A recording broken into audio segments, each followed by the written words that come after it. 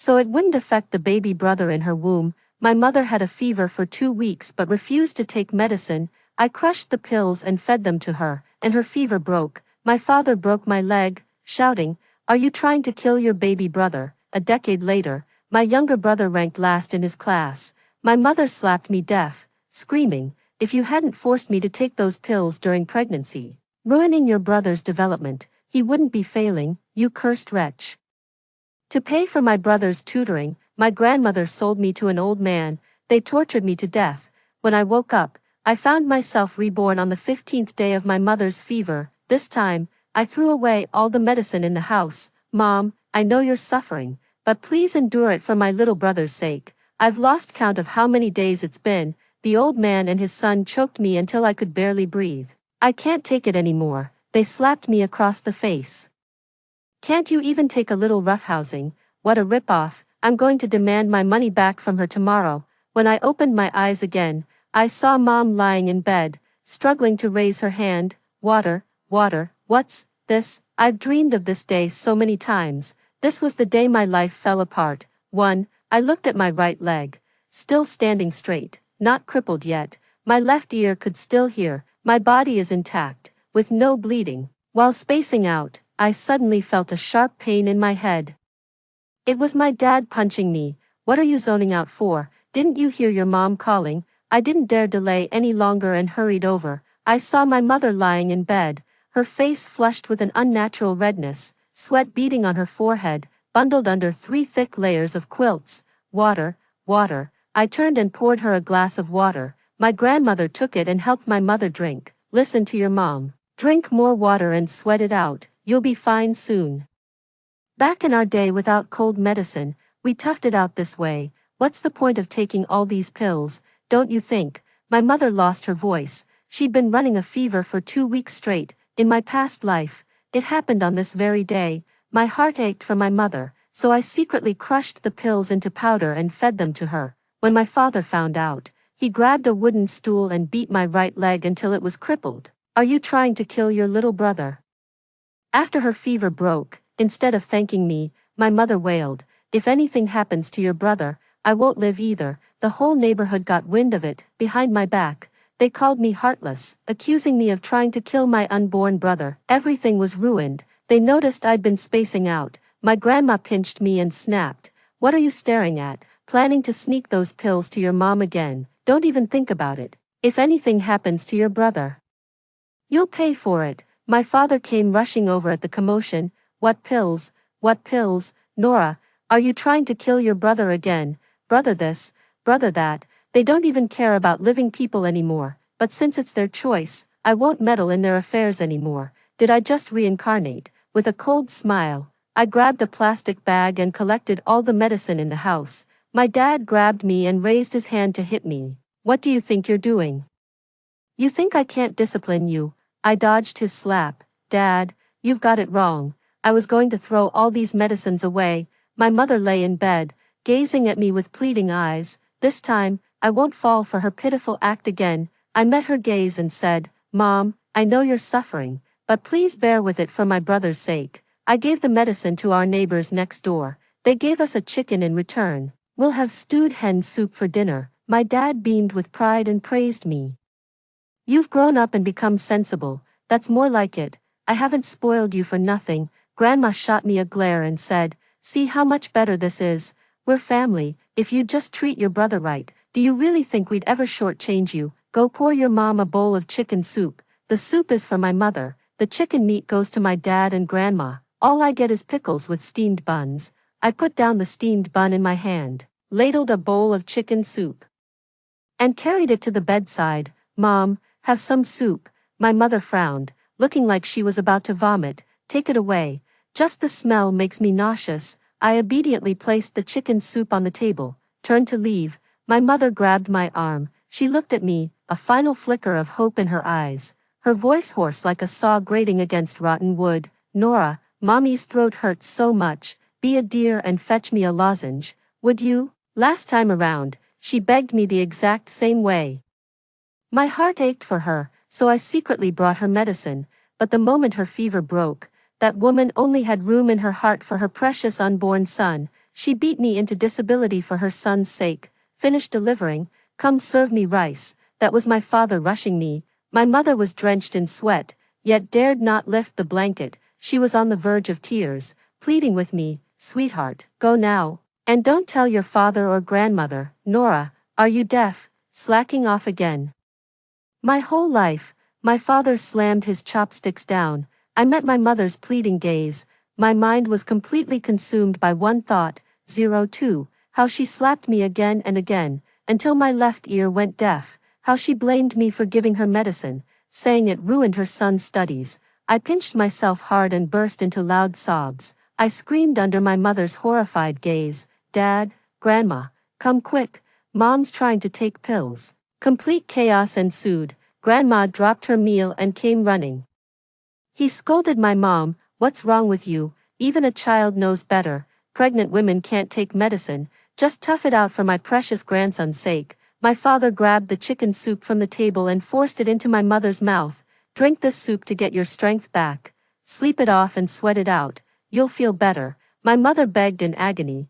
I can't take it anymore. Please, Mom, just let me have one pill. Just one pill. It's fine, I'm begging you.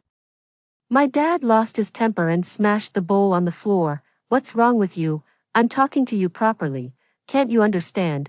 Are you trying to kill my son? 3 days without a beating, and you forget who you are. My father yanked off the 3 layers of quilts covering my mother. A foul stench of sweat and grease hit us. I turned my head away. My grandmother grabbed my father's arm, pleading, don't hit her. You'll hurt my precious grandson. If you're angry, wait until after she gives birth. Shoving and jostling, I saw my mother raise her right hand, desperately trying to grab onto something, then her breath caught in her throat. Her hand dropped heavily. My grandmother couldn't stop my father and yelled at me. Don't just stand there, come help restrain him. Your father's going to beat your brother to death. My eyes welled up with tears as I pointed at my mother lying lifeless on the bed. Mom, she's... They both turned their heads simultaneously. My dear grandson, son, not a single soul in sight. They were calling my mother's name. All they cared about was her womb. My dad pressed his finger under Mom's nose. His face darkened. 3. Mom's not breathing. Get out of the way. My grandmother pushed him aside, cradling my mother's belly and cooing, don't be scared, little one, Grandma's here to save you. Grandma's got you now. The whole scene was downright eerie. They called the neighbors to carry my mother to the clinic. At the clinic, the nurse shook her head and said, too late, she's already stopped breathing. What about my grandson? He's still inside her. The grandmother frantically grabbed the nurse's scrubs. Exactly. My father chimed in desperately. Can't you cut her open and save my son? The nurse was completely stunned. How could the baby still be alive when the mother's gone? She wasn't even showing. The fetus wasn't fully formed yet. What exactly are you trying to extract? They just wouldn't believe it. They caused a scene at the clinic. They threatened to leave the child trapped unless we let them smash the clinic. Only when the police arrived did they finally quiet down for a bit. They're demanding an autopsy again. Officers, how can you stand by and do nothing? My grandson is still inside her. My poor grandchild. Grandma couldn't save you. I don't want to live anymore either. I stood by silently, staring at my mother's ashen corpse. She lay there like an empty vessel. If possible, I'd give anything to ask her myself, Mom, this is how it ends. Is this what you wanted? Mom's funeral was a grand affair, not for my mother's sake, but for my unborn brother. My grandmother cried, her eyes nearly blind. She'd constantly point at my father and scream, you monster, you killed your own son. If you hadn't tried to beat her, she wouldn't have been scared breathless. My poor grandchild, my grandbaby, too afraid to hit his own mother. My father took his rage out on me instead, whipping me with his belt while hurling curses. This is all your fault. You're the one who egged your mother into taking those pills. If it weren't for you, she wouldn't keep demanding those pills.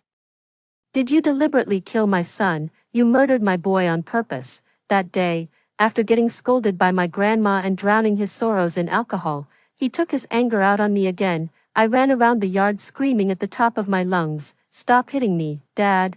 I know where to find little brother. My voice was so loud that even my grandmother condescended to come out and ask, where on earth would you look? I grinned innocently and said, easy fix, just get Dad a new wife. Granny froze for a second, then clapped her hands. Brilliant, absolutely brilliant. Nora's always got the bright ideas. What are you standing around for? Go find him a bride. But finding a wife isn't that easy. Nobody would look twice at my dad. And then there's my family situation. My grandma wouldn't take no for an answer, decided to take matters into my own hands, and I already had the perfect candidate in mind for her. Wang, the village girl, in my past life. She was the one who took my grandmother's money and sold me to that old man. The wheel of fortune turns. The inhuman suffering I endured, it's her turn to taste it now. I'm on my way home from school, ran into a fortune teller. I brought him home with me. At first, Grandma tried to shoo him away with a broom. Get out. We don't need fortune telling in this house. Go scam someone else. I held Grandma back and pleaded, Grandma, the master said he can help me find my little brother.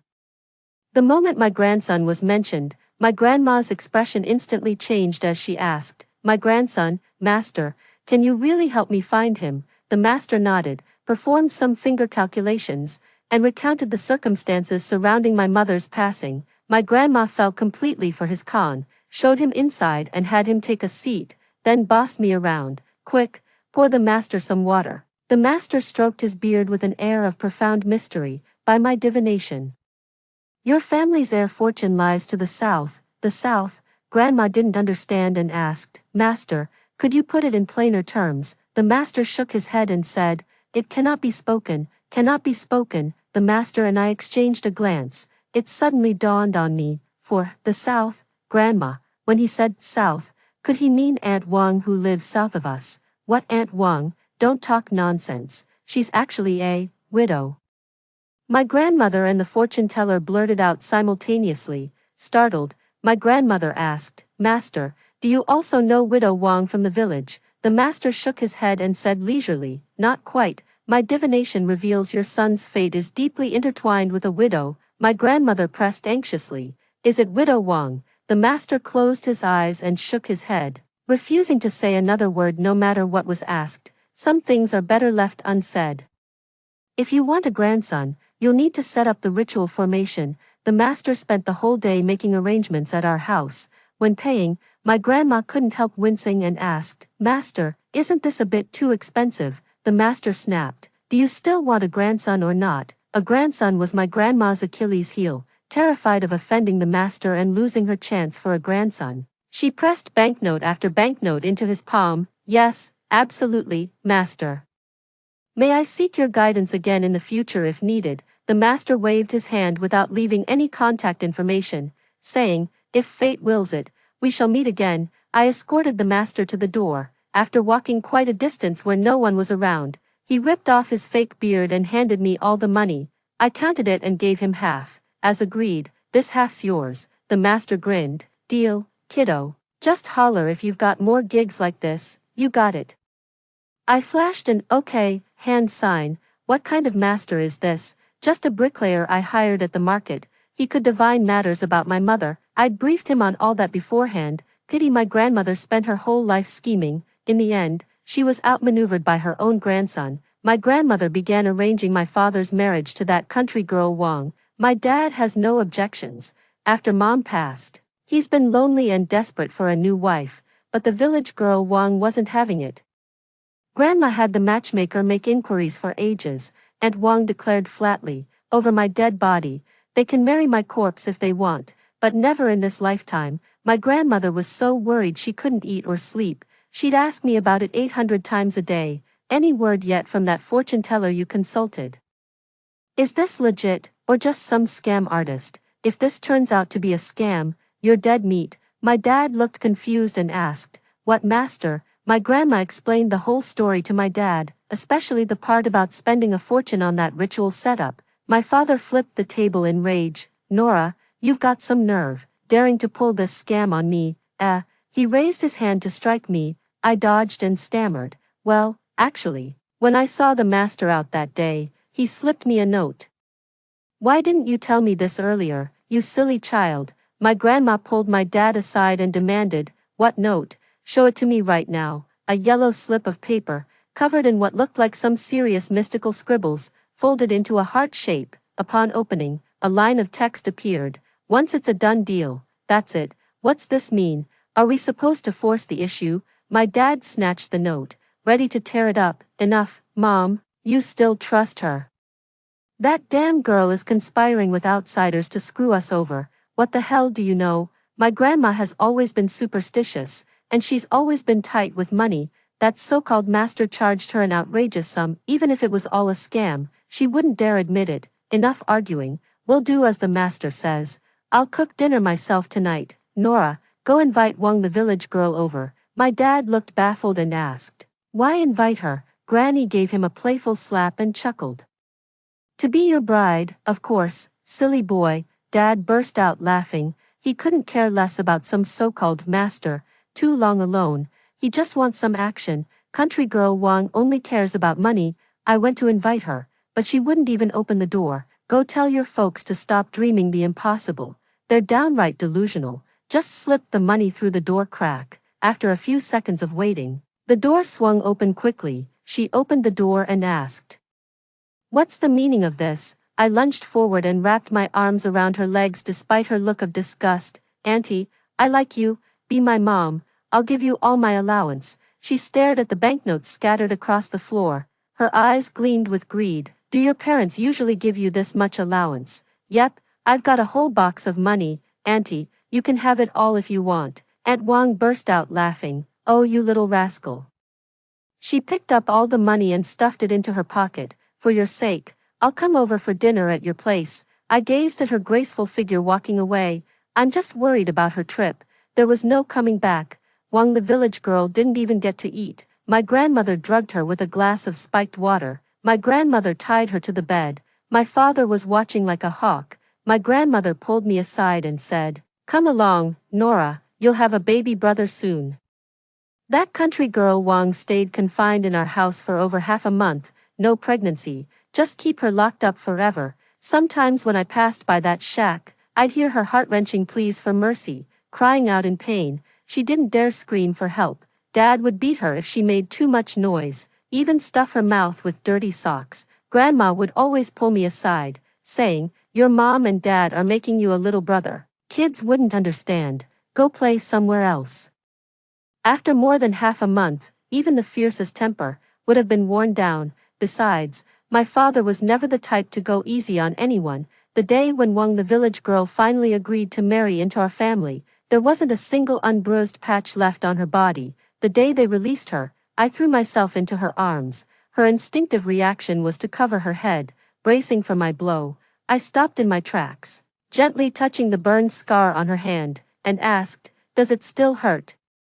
She slowly lowered her hands, looked at me, and suddenly burst into uncontrollable sobs. My grandmother barged in and snapped, what's all this wailing, useless old hen? Get back to work. 5.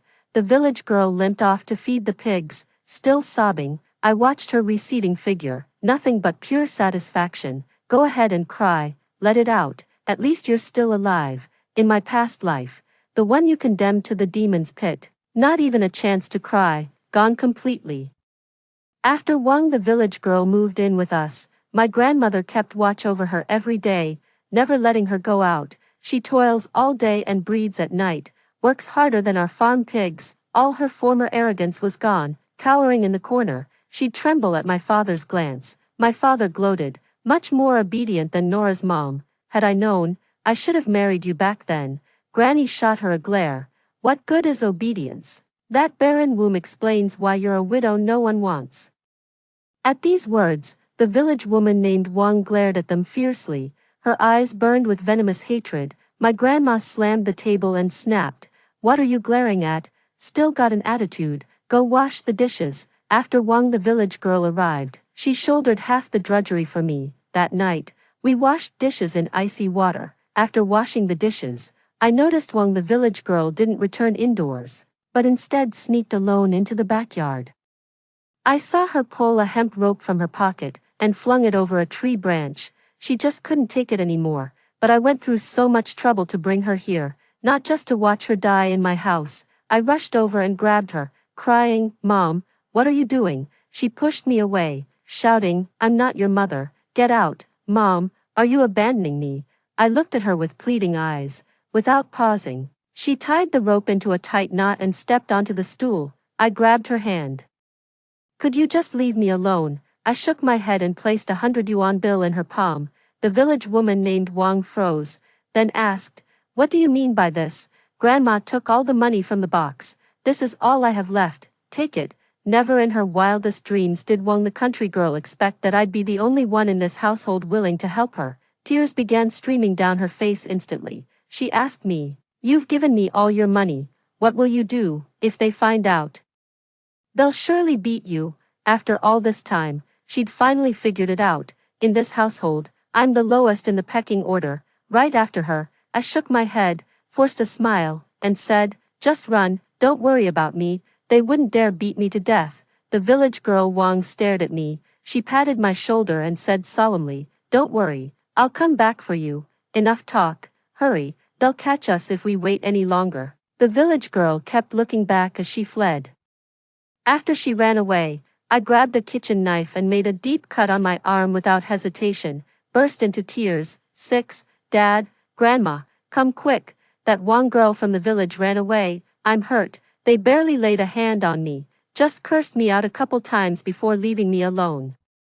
Granny never stops badmouthing that Wang village girl. Don't let me see her again. Can't even bear a son, yet she keeps mooching off our family, just like you, worthless good-for-nothings. Oh, my poor eldest grandson, my precious boy, Granny misses you so much. Grandma kept saying women are worthless burdens, that women are useless. She seemed to have forgotten that she herself is also a woman. Aunt Wang was never one to take things lying down. Speak of the devil, she returned before long. She came back with a squad of police officers in tow. My father is accused of unlawful confinement and rape. He was arrested by the police. My father denied it, shouting, "Rape, she's my wife." He tried to resist but was pinned to the ground by officers, completely immobilized, looking to assault an officer. "Are you?" My father grimaced in pain, pleading, "I won't do it again, officer, never again." My grandmother desperately clung to the officer, crying, "Mistaken identity, they're married. Their family." The officer shook off her grip and asked, "You're saying their family?" "Yes, yes." My grandma nodded. "The marriage certificate, where is it? Show me their marriage license." Marriage certificate. My grandma was stunned. The officers sneered and handcuffed my father. My grandmother ran after them, pleading, "Officer, there's been a mistake. The village girl agreed to marry him. They just haven't registered yet. They were going to get the marriage license in a couple of days." She punched my arm. "What's wrong with you? Mute, speak up. What did Aunt Wang promise you? Out with it." I just watched my father's retreating figure, silent tears streaming down. The neighbors were gossiping about me, saying how pitiful I was. They said my whole family was obsessed with having a son, downright desperate. My grandma shooed them away. "Scram, mind your own damn business." She dragged me inside and demanded, "What about the master? Can you still reach him or not?" I shook my head and held out my hands voluntarily. "Granny, hit me if you must. It's all my fault for trusting that so-called master's words. That's why Dad ended up in jail." "Hush now, child, don't speak such ill omens. Your father will be fine. He must be. I've given that master so much money. He'll surely protect us. He has to." Grandma burned incense and prayed to Buddha at home every single day. No deity watched over her. My father was sentenced to death after all. When Grandma heard the news, her legs gave way and she nearly collapsed from shock. Sobbing, I clung to her. "Grandma, you mustn't leave me too. I've lost both my parents. You're all I have left now. Granny, you're all the family I have left." My father got sentenced. That Wang woman from the village tried to take me away. My grandmother wouldn't have it. She cursed her. "You madwoman, damned widow. First you stole my son, and now you're after my granddaughter too." Village woman Wang snapped at her. "Now you care about your precious granddaughter. Wasn't she just your worthless burden before? Worthless or not, she's still bound to serve me, alive or dead. I'll never let her off easy." What a thing to say, how utterly heartless. Aunt Wang couldn't be bothered to argue with her and turned to me. "Nora, would you come with me?" I stared at Aunt Wang. She'd aged terribly, losing all her former charm. Now she'd blend right in with any ordinary peasant woman on the street. Rumor has it she caught that filthy disease from my father. Won't last more than a few years. What kind of decent life could someone like her possibly have? I shook my head and said, I'm not leaving, Grandma's my only family left. I can't abandon her. My grandmother beamed with joy. Chase Wang the village girl out. You hear me, get lost, or I'll beat you up every time I see you. The door slammed shut. Wang the village girl vanished from our world. My grandma pointed at me and snapped. What are you staring at? Go cook. I nodded meekly, resigned to my fate. My grandmother turned and walked ahead, muttering as she went, who needs your company anyway? If only my eldest grandson were still here, I wouldn't even bother with you. I watched her walk away. A smile touched my lips. Grandma, your turn. My grandmother's dream of having a grandson shattered completely. She turned her attention to me, hoping I'd get married soon, to give her a great-grandchild to hold. Suitors are practically wearing out our doorstep, but Grandma wouldn't give any of them the time of day. Either they're not rich enough, or they won't wait on her hand and foot. She lost her temper and started berating me again. Worthless girl, can't even get married. If only my grandson were still alive, he'd have found a beautiful wife and given me a chubby great-grandson by now. I sneered inwardly, you old hag. Soon you'll get to see your precious grandson, but on the surface. I still had to cling to my grandma like a spoiled child. Grandma, I want to stay by your side and take care of you forever. Grandma, don't leave me. You're the only family I have left. Granny, I'll be good. Please don't abandon me. Okay, my filial piety soon became the talk of the entire village. All the neighbors said I was born under an unlucky star, orphaned as a child. Now I must care for my aging grandmother. They kept trying to chat with me, wanting to offer some comfort. I'd always shake my head and decline. No time. Gotta buy groceries to cook for Grandma. Can't chat now. Laundry for Grandma won't do itself. Can't stay. Grandma's legs are numb. Need to massage them. Everyone envies my grandma for having such a wonderful granddaughter like me. Even my grandma herself, 7, has come to admit, though I'm a bit of a money pit, but I'm not entirely useless either. I've been waiting in silence. Waiting silently for an opportunity, and that opportunity came swiftly. My mother's death, it left deep psychological scars on my grandmother. The older she grew, the more she feared death.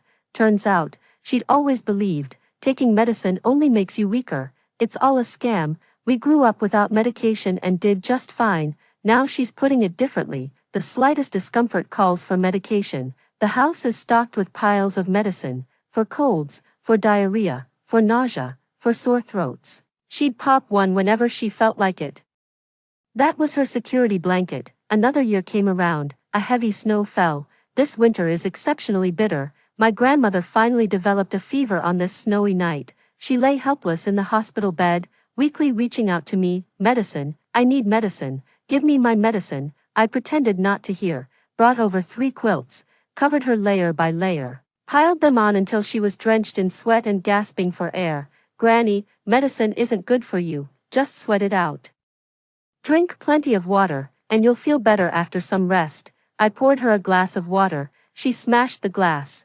Are you trying to kill me, you wretched girl? Can't you hear me? I need my medicine, now. I brought another bottle of wine. Granny, have some wine to warm yourself. Didn't you give me wine when I had a fever as a child? My grandmother refused to drink, but at her age, what could she possibly refuse? I pried her mouth open and forced nearly half a bottle down her throat. Grandma started choking violently, coughing so hard it sounded like her guts were about to come up. When she caught her breath, she pointed at me and shrieked, "You monster, are you trying to kill me? Your parents and little brother are watching from heaven. If you dare harm me, I'll haunt you from the grave." I shook my head, feeling wronged, and said, "Grandma, what are you talking about? How could I ever harm you? These are the old home remedies you taught me when I was sick." My grandmother was dizzy and uncomfortable, not wanting to hear me ramble on. Medicine, I need medicine, give me the medicine. She lay in bed, muttering incessantly. I'd had enough of this. So I walked over and asked, "Are you that desperate for medication?" She ignored my question and just kept repeating herself, "Pills, give me pills, I need my medication." "Fine, since you're so insistent, fine, have it your way." I opened the medicine cabinet, reached for a random box from the pile of medications, cephalosporin. I handed the medicine to my grandma. She didn't even need my help. She smashed the water glass to pieces, grabbing the liquor bottle from the table. She downed it in one gulp before I could change my mind, took the medicine. She felt much calmer, regained some strength. You little bastard, just wait till I recover, you'll see what's coming to you. How dare you withhold my medicine? Looks like someone's grown wings and wants to fly away. She kept yelling at me. I chuckled and said, fine, once you're better, you can deal with me however you want. I tucked her blanket in, turned around, left the room, slept dreamlessly through the night. Grandma passed away. When I went to see her in the morning, her body had already gone cold. I cried my heart out. I begged the neighbors for help. Everyone pitied me. They called me ill-fated, a pitiful child. Trying to comfort me, I clutched my grandmother's ashes in my arms. I knelt in the snow for a full day and night. Several neighbors insisted on dragging me away. I cried out, I have no family left. I'm an orphan now. I don't want to live anymore. I want to join my grandmother.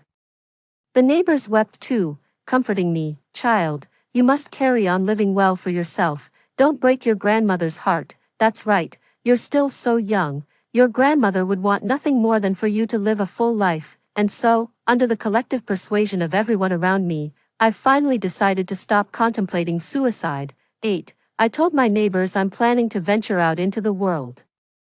This place holds too much grief. I've lost all my loved ones here and can't bear to stay any longer. The kind folks in the neighborhood helped me sell my house. With the money in hand, I left the city behind, sitting on the plain, gazing at the clouds above. I finally couldn't hold back and burst out laughing. I stayed silent, recalling my 2 lifetimes. I was laughing and crying uncontrollably, overwhelmed with emotion. The flight attendant looked alarmed and asked if I needed help. After landing, the first thing I did was change my name, not Nora, but Zara. Even born in misfortune, I choose to live as Zara. I had a weak academic foundation. It took me 2 extra years of preparation just to get into X university. After graduation, I landed a job at a tech giant. 5 years later, I founded my own company. My company is full of people with similar backgrounds to mine. They're just like me, born into a family that values sons over daughters. Branded as financial burdens from the moment we drew first breath. But so what? We'll move forward regardless. Create a life where you never lose money. Years later, the university invited me back to give a speech. I stood at the podium, looking at the students in the audience. Her lips quivered. The first words escaped her lips, words she'd longed to tell the world for so long. I am a woman, and I'm proud of my gender. The end. Story 2. As the cold waves swept across the globe.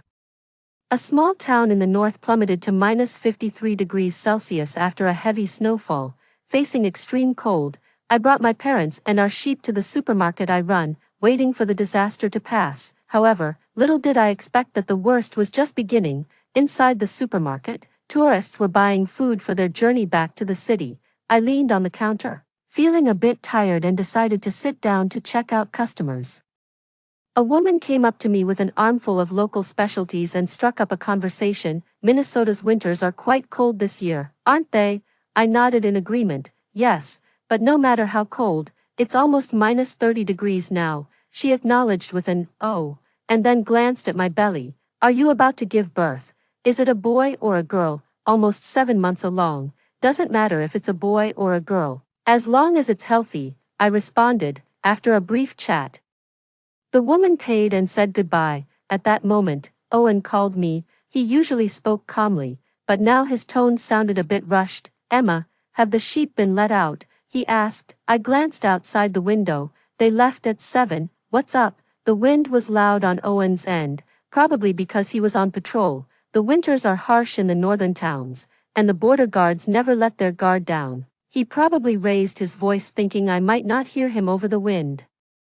Tell Mom and Dad to bring the sheep back to the supermarket now, and don't go out again. I'll come to you tonight, just be safe. After that, he hung up. Owen's tone made me pause for a moment. I looked back at my phone, where a TikTok video was playing, snapping me back to reality. The realistic scenes made my pupils shrink suddenly. A city of tall buildings was enveloped in a blizzard. Within seconds, birds in the sky froze mid-flight and shattered as they hit the ground. Busy streets, where people and vehicles should have been moving, gradually froze into beautiful yet eerie ice sculptures. The windows also gradually got covered with snow like ice, obscuring the outside world until it was plunged into darkness. The realism of the scenes made me instinctively shiver. The comments section was sparse. Everyone was asking what the name of the movie was. Holding my phone, puzzled, I also wanted to leave a comment, but found the video had been deleted, driven by curiosity.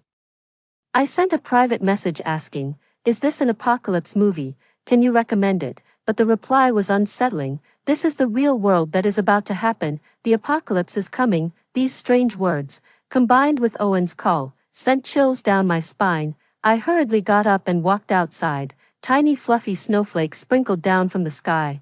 I took a deep breath, and the moisture in my nostrils almost froze. Looking out, an endless grassland lay before me, dotted with some yellowing grass. The branches, unbeknownst to me, had icicles hanging from them. Close by was the Bai Yen Kiln scenic area. Several SUVs had already started their journey back to the city. I looked up at the sky. The sunlight was strangely blinding, accompanied by a peculiar sense of calm. An involuntary panic surged within me, prompting me to quickly grab my phone. I sent a private message to someone, "When did this happen?" But he never replied. It was 9 a.m., yet the temperature kept dropping.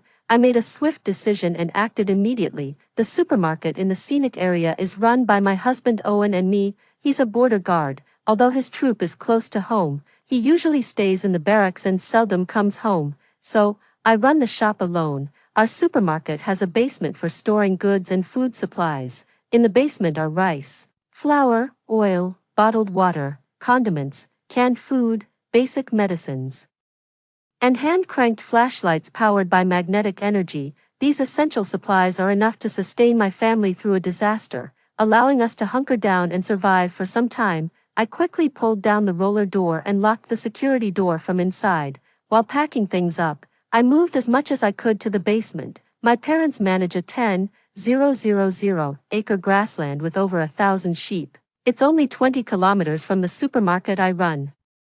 The herdsmen who have lived here for a long time have their own experiences with such unusual weather changes. I figured my dad must have noticed. Herdsmen who depend on the weather can't afford to lose so many sheep. Moreover, that eerie video I saw earlier made me feel that reality could only get worse. I called my dad, briefly explained the situation, and told them to quickly herd the sheep towards me. I was now heading out to meet them. I put on a leather hat, a thick scarf, a leather coat, and boots, wrapping myself from head to toe, just in case. I also took 3 bottles of Mongolian King flashlights and thermoses.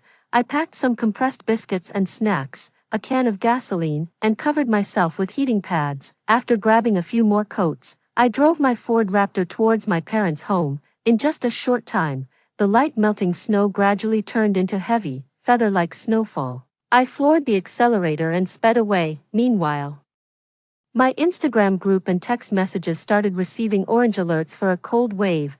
The village chief sent an Instagram message, advising the herdsmen to quickly bring their sheep home, feed them, and wait to see how the weather would change. On the dirt road, I could still see herdsmen on horseback. There were also cattle leisurely grazing. The journey was especially smooth, and I used binoculars to efficiently reach my dad's location. Black, the dog, was crouching low, barking at the sheep. A few barks directed the sheep towards home, but the lead sheep was uncooperative today, just brought out and already being called back, its stomach not yet full. Black followed behind the flock, perhaps sensing my dad's anxious mood, and barked vigorously a couple of times. Only then did the lead sheep start running back. I drove up to my dad, revved the engine, and honked the horn to hurry the flock along. Home was just a stone's throw away. Suddenly, a gust of wind blew. I could normally see my mom standing on our home steps, her bright red scarf fluttering in the wind, but then, she suddenly disappeared from sight. The fierce wind whipped up the ground sand and snow, swirling it around like strands of white hair. The snowflakes fell thickly, reducing visibility, and I instinctively hit the brakes. When I opened my eyes again, the flock of sheep had vanished. The thing herdsmen fear most in winter is encountering blizzards and whiteouts. There are even local legends about blizzards devouring people. At that moment, my father gripped the steering wheel tightly, probably thinking of those stories, his voice tinged with panic. "Emma, where are the sheep? Where's Black?" I panicked too, my heart racing as I gently pressed on the gas and moved forward a bit. Thankfully, the sheep had formed a circle and stood still up ahead. Black was right behind them, looking back at us eagerly, realizing the danger. My father quickly got out of the car. He called to Black to help herd the sheep. With eyes squinting and fur blown about by the wind, Black looked as if he could be blown away at any moment. He barked a few times, urging the sheep to move faster. Just then, a blogger I follow on TikTok replied to my message, "Please head to a safe location immediately. The duration of the extreme cold storm is unknown. Take care." A chill went down my spine, and I couldn't stop my hands from shaking. I remembered a similar extreme cold weather event from my childhood. The loss of life and resources that year was immeasurable. Whenever herdsmen spoke of that disaster, they were just grateful to have survived. The snow kept falling heavier, and the temperature dropped further. We picked up my mom and, without time to grab anything else, immediately drove the sheep forward. I checked the time. It was just after 10. It was supposed to be nearing noon, yet the temperature had dropped so quickly. After about half an hour, the 10-story Bai Yen kiln was in sight. At that moment, my dad suddenly stopped the car, flung open the door, and climbed inside. In a calm voice, he said, "Daughter, you and your mom go back first. I'll take care of the sheep with Black." No sooner had he spoken than he jumped out of the car again. The howling wind tore through, the noise seeping through the gaps in the car windows. The flying snow whipped his coat tails violently, but then, the wind picked up fiercely. Once again, everything was engulfed in white, and we could see nothing. My heart raced uncontrollably, pounding loudly, my stomach tightened in waves, and my chest felt constricted. Noticing my distress, my mom held my hand to comfort me, but her trembling voice betrayed her barely controlled emotions. "Emma, it's okay, Dad will be fine, let's go back first. You and the baby inside you are what matter." I wanted to leave, but with the blinding weather, I couldn't see the road at all. Even the sheep probably couldn't move in these conditions. A few minutes later, the wind died down, but the sky grew darker, as if a giant monster loomed overhead. I turned on the high beams, and the snowflakes in the beam fell thick and fast. It stopped in less than 5 minutes. As soon as the car started, it broke down. Oh no, my mom and I couldn't afford to waste any time. Grabbing everything from the car, we immediately got out to look for the sheep, in the pitch-dark surroundings. Only the howling wind and the heavy snow falling like goose feathers could be heard. Even though I was dressed warmly, I still felt the cold wind seeping into my bones. We stumbled upon something and almost tripped over it. That's when we realized the sheep were right in front of us. I yelled out, "Dad!" My dad responded with a call from ahead. I hurried towards the sound of his voice, with my mom cautioning me to watch my step. Black's hind legs were so frozen that he couldn't touch the ground, his toes tapping the ground as he tried to run forward. My mom quickly scooped Black into her arms. He lay against her chest, shivering and whimpering softly. The snow kept falling heavier, and just as I expected, the sheep couldn't see the path and wouldn't move. My dad simply told me to wait in the car. I drank some hot water, ate a bit of chocolate, and tried calling Owen, but couldn't get through. The temperature was so low that I had to turn on the heater. My parents took a few sips of alcohol to warm up a bit. In the Instagram group, everyone was discussing the changing weather, but most were asking if anyone had seen their sheep or those who had gone out to look for them. No one responded. Fortunately, the three of us were together. Time slowly passed, and by the time I checked again, it was already 2 p.m., yet, there was no sign of the snow and wind letting up. The consequences of spending a night outdoors were unimaginable. The three of us agreed to leave the sheep and move forward, hoping to find some residents. After a challenging half-hour walk, we saw a yurt. It was likely the home of Charlotte Yuyun. We knocked, and someone immediately opened the door. Charlotte's face lit up with joy when she saw it was our family, but her smile froze.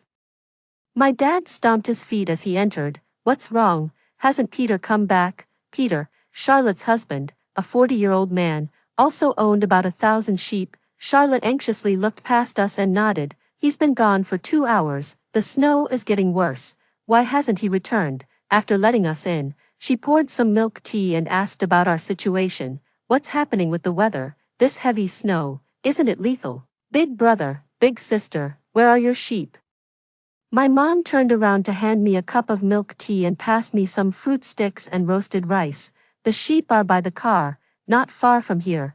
They won't move because of the heavy snow." "Peter's sheep must be the same," Charlotte looked restless, pacing back and forth. Her son Suk, who had just woken up from a nap, climbed up with wide eyes, calling for his mom. He was the second youngest in Charlotte's family, just 5 years old. Charlotte carried him on her back, anxiously pacing while gently singing a nursery rhyme. After feeding Black some food, my dad also became restless. Indeed, it wasn't long before he stood up and headed outside, unstoppable. My mom was worried about my dad, but my dad was only worried about the sheep. I knew that trying to persuade him at this moment would be futile and would only make my mom worry more. I added a leather jacket on him and stuck a few heat packs to it, in the pocket of his coat.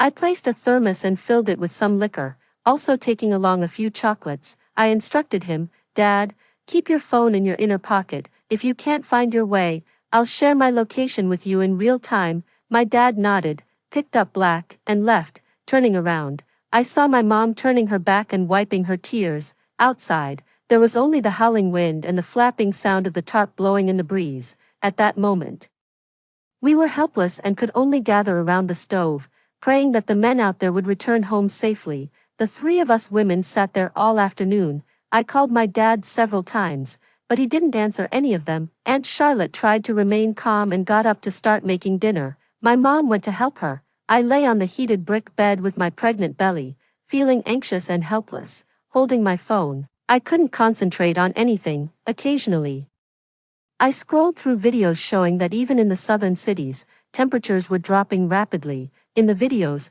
many people were scrambling for food in the supermarkets, and the shelves were empty in no time, but most were just watching. Some even commented in confusion, "Hoarding food? Are they not planning to go to work? Since when has a drop in temperature become an excuse for negligence? Some people are so silly. Buying more than they can eat. It will just go bad. How cold can it get? Can it even snow in the southern cities?" Someone above, "If it snows, that would be fantastic. I'm from the south and have never seen snow."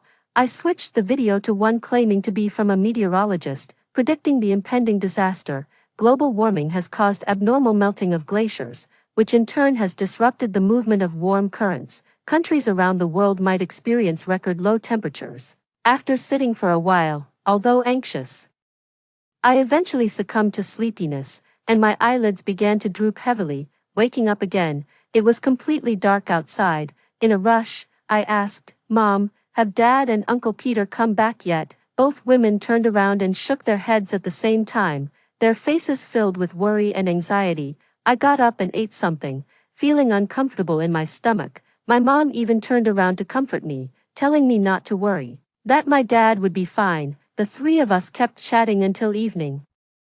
Yet there was still no sign of my dad. I took out my phone, trying to contact him. No response. The calls didn't go through. I knew my mom actually wanted to go look for my dad, but she was worried about making me anxious and affecting the baby in my belly, so we just endured through the night. Aunt Charlotte pushed open the door just as dawn was breaking. The snow had stopped. Outside, the snow had piled up past our knees. An expanse of white stretched before us. Stepping outside, the wind still lingered, grazing our cheeks like a knife. Breathing in the cold air sent shivers through our organs. We stood at the doorway, eagerly waiting for a splash of color to pierce through the white. Soon, we spotted a figure on horseback in the distance. Aunt Charlotte called out and rushed forward first. Halfway there, she turned back, disheartened, because I could clearly see that it was Owen on the horse, followed by a flock of sheep. My mother and I exchanged glances.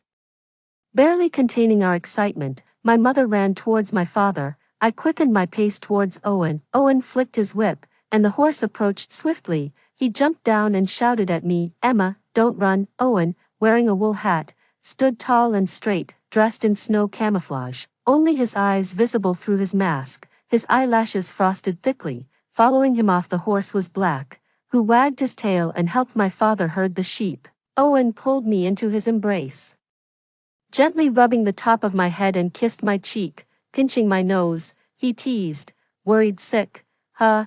I blinked my swollen eyes, tiptoed, and kissed him on the lips. "Yes, I was afraid something had happened to you all. When did you get here?" Owen ruffled my hair and led me towards my father. "Don't worry.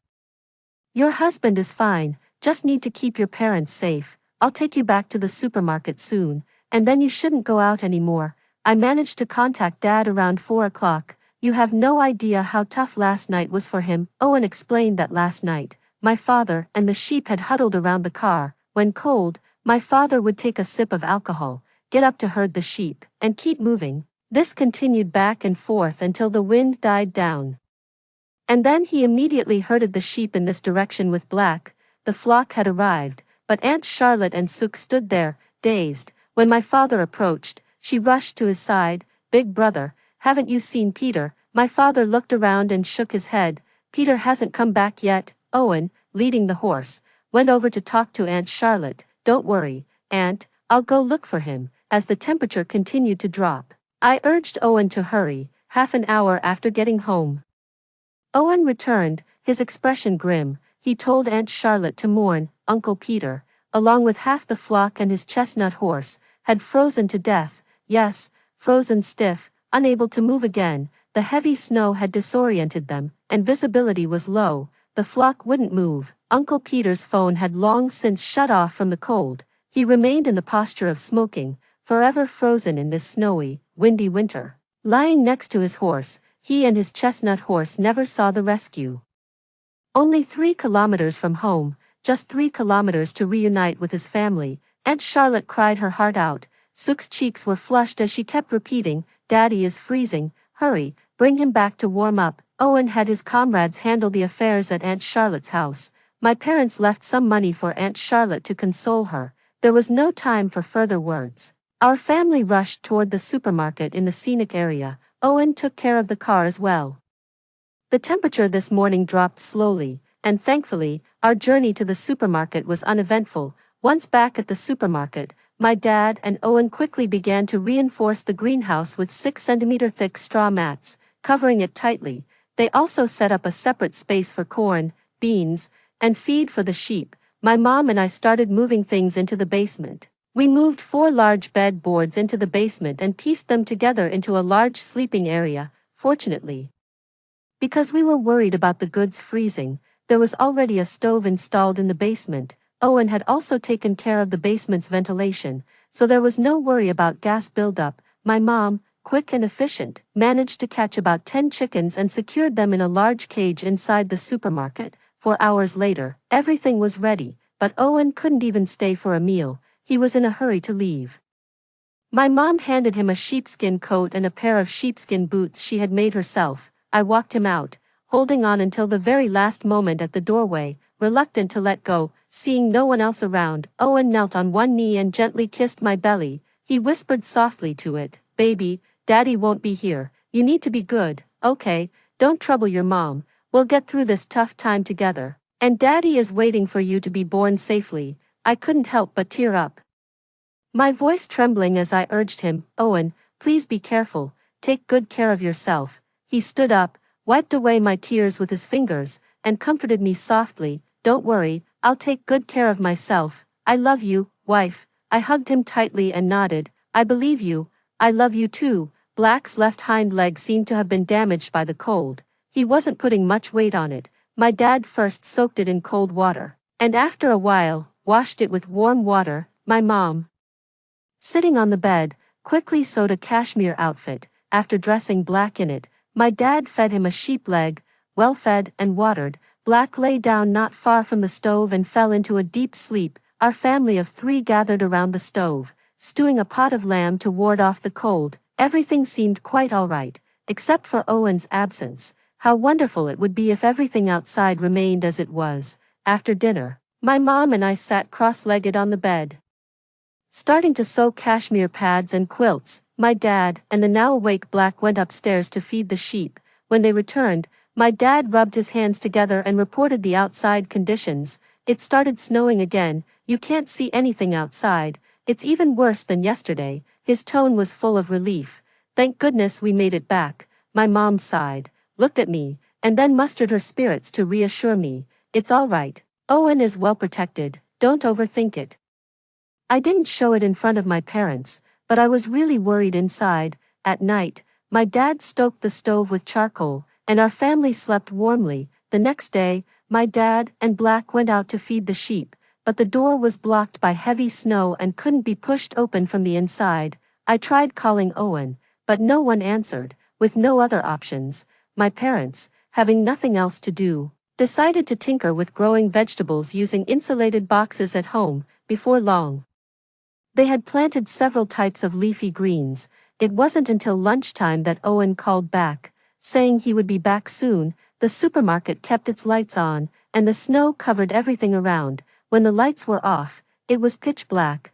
We still had electricity because of 2 wind turbines. The cell phone signal was weak, only 2 bars. The internet was down to E. By the time Owen and his comrades had cleared the snow at the door, we had already finished our lunch. When my dad and Black returned from feeding the sheep, they told us that more than a dozen sheep had frozen to death. Owen and his comrades had already left. With no other choice, we dragged the frozen sheep back, and my parents started processing them, busy skinning and removing the innards, then storing the whole meat in the natural fridge outside. It took a whole day to process just 3 sheep. My dad had to bury the unskinned sheep in the snow to keep them fresh. By the time we finished, it was already evening. After dinner, the family sat together drinking milk tea.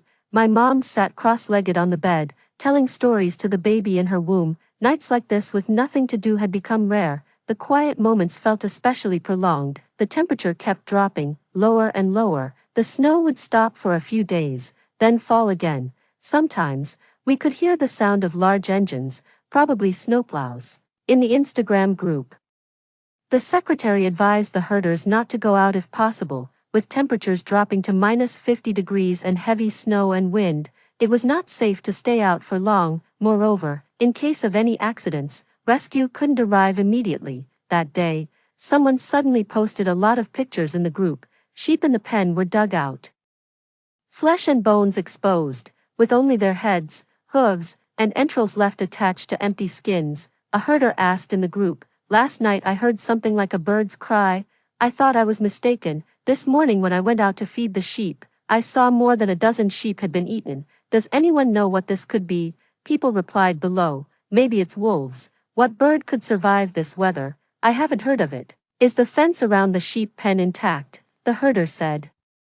"Yes, the fence is undamaged. Everyone, be vigilant and ensure personal safety." Just as I finished reading this in the Instagram group, Owen called, "Last night, the comrade on guard saw a huge bird flying overhead. Tell mom and dad to reinforce the doors and windows and be safe." I acknowledged and ended the call after a few more words. After hanging up the phone, Owen hurried off. In the Instagram group, the secretary timely reminded the herders to be cautious and not to let their guard down. Previously, the sheep that had died took many days to dispose of, and several were still left. That day, my dad got up early and went to the supermarket, only to discover several broken windows. The spot where the sheep were originally buried had also been dug up into a deep pit, and the sheep had long been eaten. The remaining sheep looked exactly like the pictures posted in the group before, with only their heads, hooves, offals, and empty skins left. I quickly opened Instagram, wanting to update the group on the situation. However, I discovered in the group that many herders had met with disaster last night.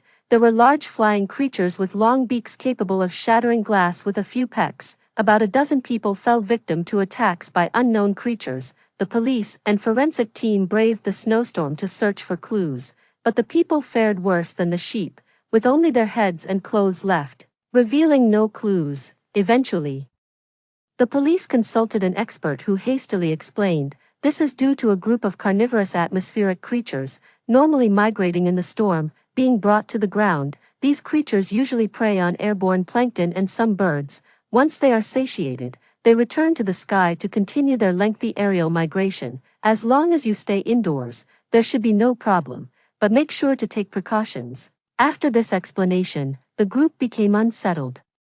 The windows are shattered, and we can't even keep warm. That creature can break the glass so easily. How are you telling us to protect ourselves? Who will protect us? Later, some people came up with a solution to install protective barriers for every household. My family's supermarket windows were shattered in 5 places, but luckily we had some stock, and my dad replaced the broken glass quickly by himself. Later, unable to wait for someone to install the barriers, we let it be. After all, We were staying in the basement, so there was no concern for personal safety. A few days later, Owen returned. The first thing he did upon his return was to thoroughly check everything inside and out. He climbed up to the roof to clear off the accumulated snow from the solar panels and checked the wind turbines to ensure everything was in order. The protective barriers had been installed, but Owen was busy. He came over to talk to me briefly before preparing to leave.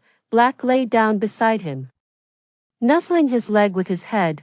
I brought him a cup of milk tea, which he took and sipped before setting it down. Seeing my expectant eyes, he bent down, his ear against my stomach, and softly asked, "Is the little one giving you any trouble?" Owen's features were striking, with his eyes like pools of spring water. One look and you're helplessly drawn in. I couldn't help but lean in and kiss his eyes, cooing softly, "No, very well behaved." He chuckled softly, pleased, and kissed my stomach, praising the little one. "That's wonderful, darling." He hummed a song to my belly. The little one was happy today and moved twice in response. Owen, surprised, gently stroked my belly. Owen had forgotten to even respond, due to work. It was the first time Owen experienced the baby's movements. His eyes blinked with excitement, and when he looked up again, his eyes were red with emotion.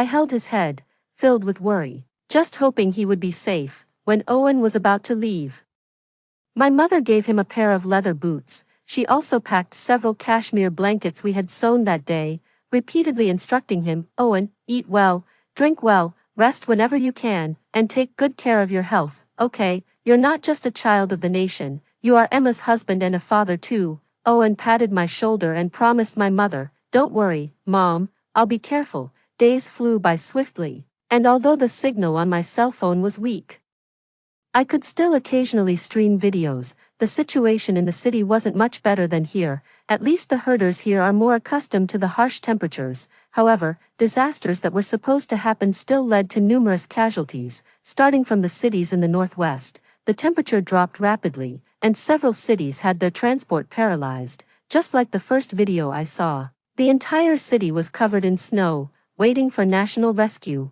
Thankfully, no mysterious creatures attacking people or livestock appeared again. It was probably just as the experts had said. They were merely passing by due to the extreme cold weather. At least it gave us a brief respite. One day, a car suddenly arrived here wanting to buy sheep. Household after household was visited, and through loudspeakers, they announced they were buying sheep. My father brought the car over, and together with my mother, they counted 100 sheep, planning to sell them at the normal price.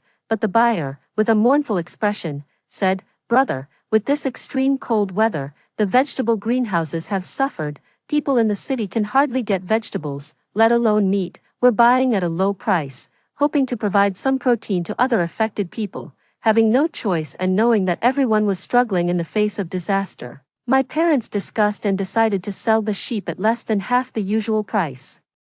But just a few days after selling them, I came across a short video.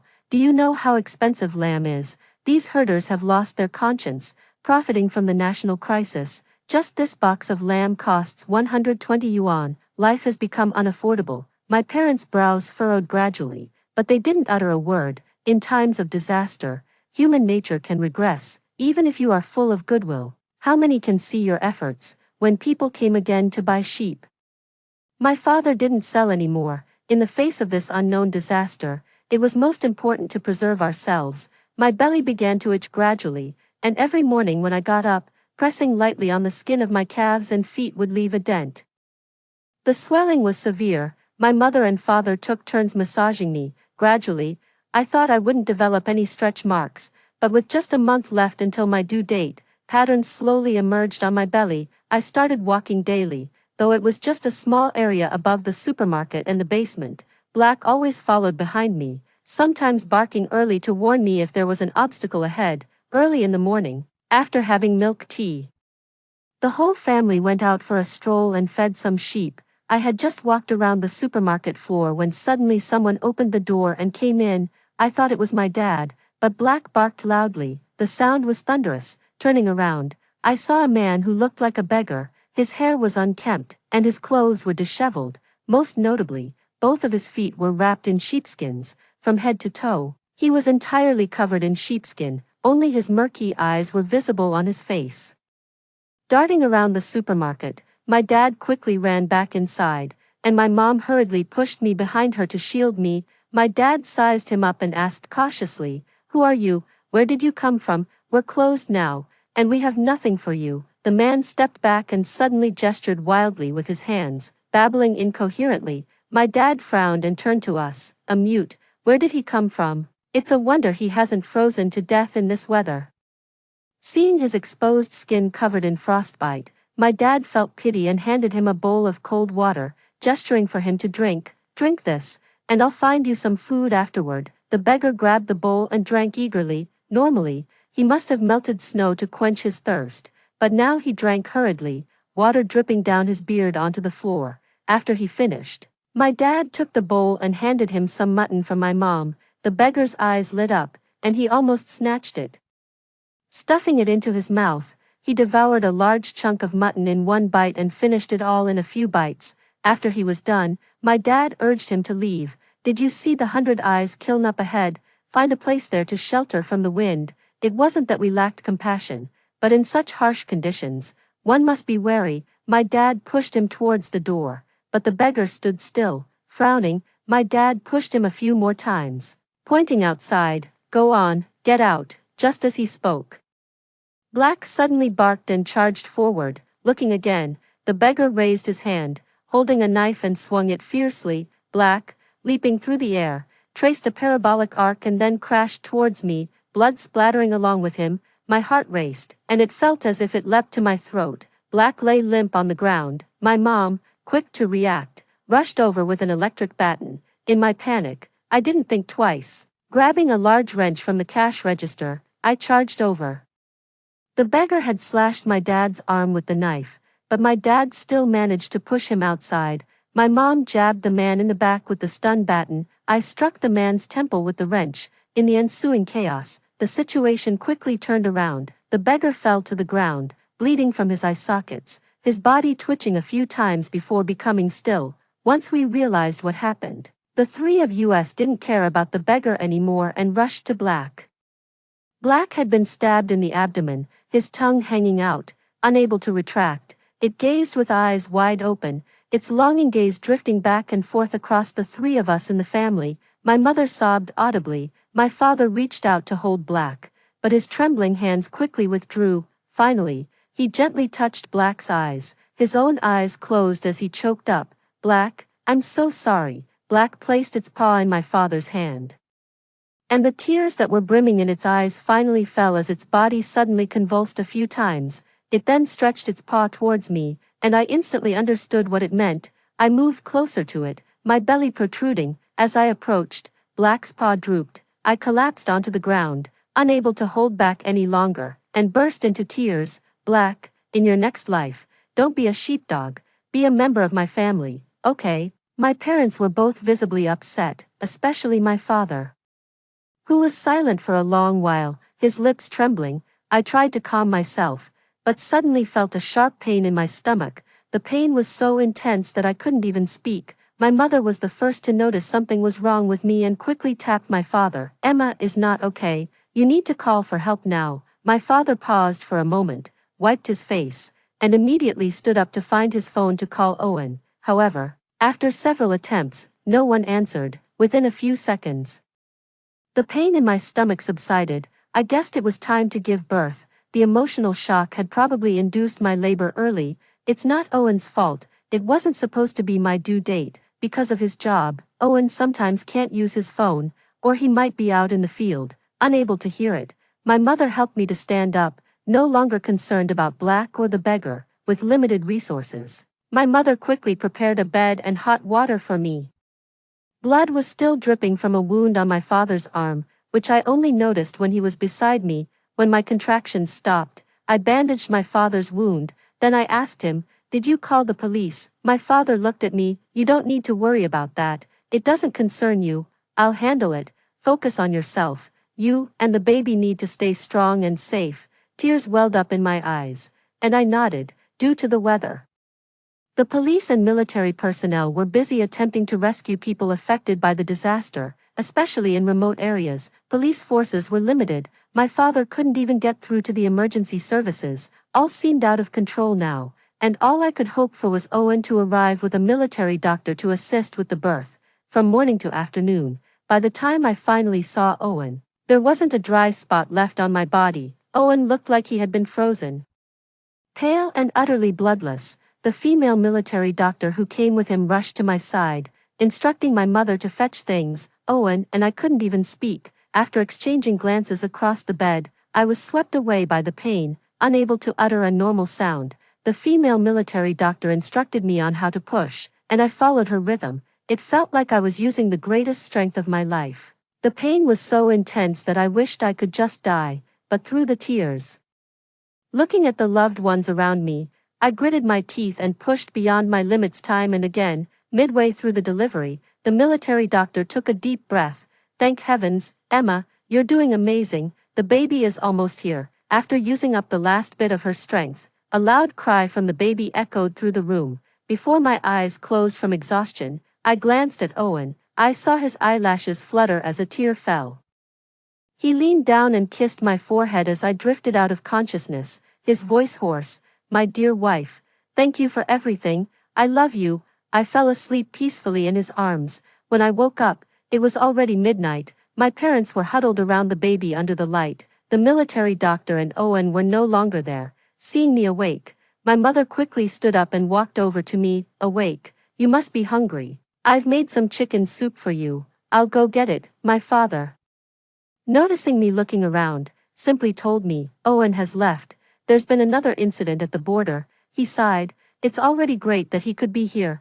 I know he's busy, and felt no resentment, just a pang of heartache for Owen. It's his first time being a father, yet he can't enjoy it for long. But having him by my side for the birth of our child was the greatest gift. There are many soldiers who haven't seen their wives and children for years. What do I have to complain about? Regarding the death of the beggar, my father reported it to the police. The police came the next day to gather evidence. After arriving, my father explained the situation from the beginning. He showed the police the beggar's knife, Black's body, and the scar on his arm as evidence. The police took statements and asked a series of questions. The forensic examiner knelt on the ground, put on gloves, and lifted the hair from the deceased's head, revealing the dirty face that was unrecognizable.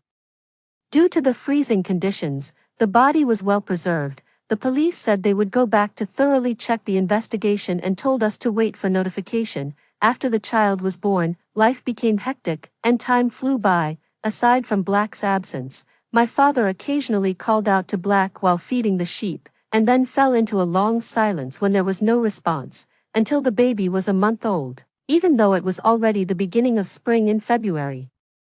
The temperature still hadn't warmed up. In the Instagram group, the secretary continued to reassure the herders. It was the same few sentences over and over. Stay at home. The government is always thinking of the people. The disaster will pass soon. Just hold on a little longer. The complaints from the people were incessant, their frustration palpable even through the internet. The prolonged absence of sunlight depressed everyone to their lowest. The temperature outside remained around -45 degrees Celsius, making it impossible to walk outside for long. Moreover, with the snowfall every few days, people couldn't live normally. On the day the baby turned 1 month old, Owen came back early in the morning. I rushed over and hugged him tightly, nestling in his arms. Usually, he would have spun me around, but today he just bowed his head, pressed against the back of my head, and kissed me. Without thinking much, I led him to see the baby.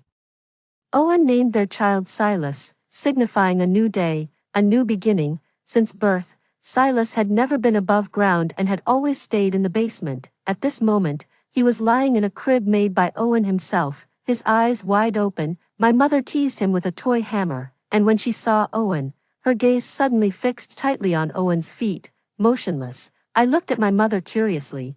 What are you looking at? She quickly shifted her gaze and said, It's nothing, Owen. I'll go make some food. You stay with Silas. Silas and Owen's facial features, especially their eyes and eyebrows, looked very similar, while from the nose down, he resembled me with his small lips and pointed chin, exquisitely delicate, almost like a girl. Owen held him close, sniffing him from left to right, then turned back and cuddled into my arms, laughing. How come you and your mom smell the same? So delightful. I playfully punched him. You're always joking. Silas gave him a soft smile, and Owen couldn't help but laugh out loud, showing his teeth. Oh, Daddy's heart is melting. After playing for about 15 minutes, Silas grew tired, licking his lips with a dazed look, and began to cry.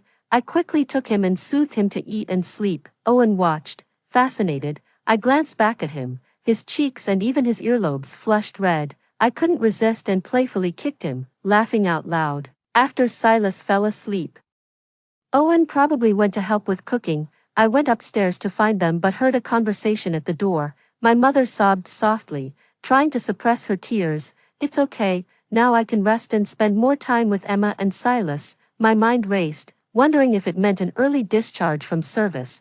Then my father said, "These shoes are uncomfortable, you should change them. Emma can handle it now, tell her soon, or she'll be distressed and upset." My heart sank. I hurriedly rushed towards Owen, frantically checking below his waist. As I appeared, all three faces showed nervousness. Owen sat on a chair, anxiously pulling his feet back, not wanting me to see. I grabbed his leg, intent on taking off his shoe. Owen cried out, "Emma," his voice trembling and choked. My hands shook, not yet knowing what had happened, but already overwhelmed with heartache. I pulled off the shoe. Owen's toes had been amputated, his size 42 foot reduced to a 36. Holding Owen's foot, my heart wrenched, and tears streamed down my face. What happened? Why is this? The day before I gave birth, Owen was patrolling when he encountered a vehicle buried in snow. The vehicle had been there overnight, and one of the two people inside had frozen solid. The other had a faint heartbeat and was rushed to the clinic, but was still in critical condition. Owen's boots were filled with snow, but in his haste to transport the injured to the clinic, after returning home, my feet started to itch, so I applied some ointment and rested briefly. The next day, after finishing his shift on guard duty, Owen was informed that I was about to give birth. He hurried back, asking the female military doctor about his frostbite during the journey. The female military doctor examined him and felt the situation was quite serious. At the clinic, Owen's feet were diagnosed with third-degree frostbite, to preserve as much of his foot as possible. Amputation of the toes was the only option. To spare me from sadness, Owen held me and repeated what my mother had just said. "This will give me a chance to spend more time with you and Silas. You won't despise me, will you?" His voice was so cautious and gentle. My parents had already gone down to the basement. In my frustration, I bit his lips. "Honey, it hurts so much. It really hurts." Owen hugged me gently, kissing me soothingly. "Emma, it's okay. It doesn't hurt anymore. I'll recover soon." It seemed pointless to say anything more. I knew the agony in his heart, his feeling of helplessness. He knew my heartache. He knew that I understood all that he was going through. In the face of disaster, countless ordinary heroes silently sacrifice without counting the cost. At this moment, just having him alive in front of me was already more than I could ask for. All we needed was to hold each other tightly. That was the greatest comfort. After Silas turned 1 month old, the temperature suddenly started to rise. From an increase of 1 or 2 degrees, it gradually rose to 5 or 10 degrees. By March, when the spring breeze arrived, the temperature warmed to -20 degrees Celsius. At noon, the snow also showed signs of melting. One day, our home welcomed a special guest. The police came to inform us that the beggar who had died was actually a murderer who had been on the run for 10 years, having fled from the Jiangsu-Zhejiang region to our area. Unexpectedly, he encountered the extreme cold. Ultimately, the police concluded that our family had acted in self-defense and were not at fault. My parents recalled the incident with fear. When I was younger, my father often found beggars sleeping with the sheep in the pen. Back then, being kind-hearted, he would invite them into our home for food and drink. Looking back, we were lucky nothing serious happened then. This time, it was only because of Black's intervention that our family escaped harm. As life gradually returned to normal, I began taking Silas out for slow walks to the supermarket. Since Owen had been injured, his workload had decreased. He spent his days helping villagers find lost sheep and addressing other life challenges.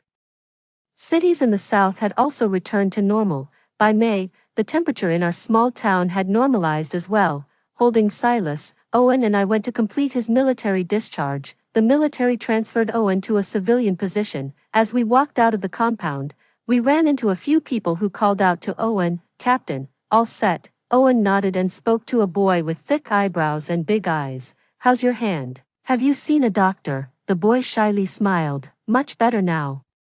"It's a small matter." I looked down and saw that the boy's hand was completely wrapped in gauze. Owen then asked another tall boy, "How about you?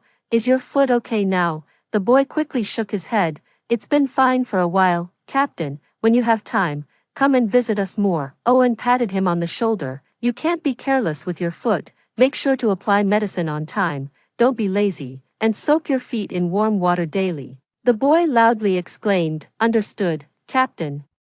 It was only after he shouted that he realized I was holding a child in my arms, and he quickly apologized awkwardly. "Sorry, sister-in-law, I hope I didn't scare you." Several big boys crowded around me, curiously staring at Silas's face and little hands. They didn't dare to get too close, carefully playing with Silas. "Give uncle a smile." "Oh, yawning now. How cute, those big eyes. Really look like our captain. So beautiful." After saying goodbye to the boys, Owen told me both boys had suffered from frostbite. I asked him, "Then why are they still wrapped in bandages?" He explained, his case was quite severe. After the frostbite, there was necrotic tissue, inflammation, secretion, and wounds, so they needed to be bandaged. I sighed. Were there many soldiers injured this time? Upon hearing this, Owen looked at me deeply, his eyelashes fluttering rapidly, yet, in the end, he said nothing. Countless compatriots were lost, in a few days. Owen and I still have to go and get a disability certificate, but, being able to spend a lifetime with my loved one is enough. Owen took Silas into his arms, and I glanced at my phone. The blogger who first posted a video on TikTok suddenly updated a new video. In the video, a happy family was gathered around eating together. It was lively. He captioned the video, "Starting over. I finally protected my whole family."